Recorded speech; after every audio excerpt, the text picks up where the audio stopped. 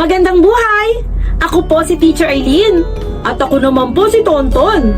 At kami ang inyong makakasama sa masayang pagkatuto dito sa aming paaralan. Inaanyayahan namin ng mga magulang at guardians ng mga sumusunod na magpalista. Ito ay bilang paghahanda sa pagbubukas ng school year 2024 to 2025.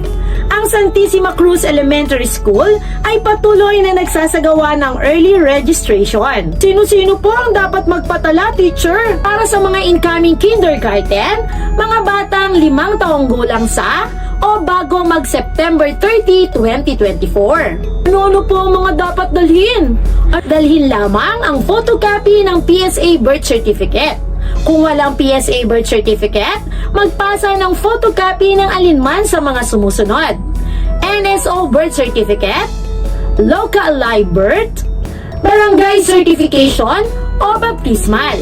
Para naman sa mga incoming grade 1 learners, mga batang magtatapos ng kindergarten sa school year 2023 to 2024. Ano-ano po mga dapat dalhin, teacher? Magdala lamang ng photocopy ng PSA birth certificate.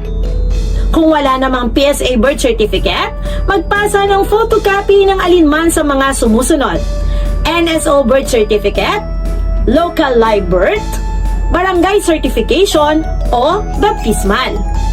Dalhin din ang ECCD checklist at progress report card. Para naman sa mga transferees, mga batang mula grade 2 hanggang grade 6 na nagnanais na lumipat sa aming paaralan, dalhin lamang ang original report card o SF9 na may pirma ng advisor at ng principal.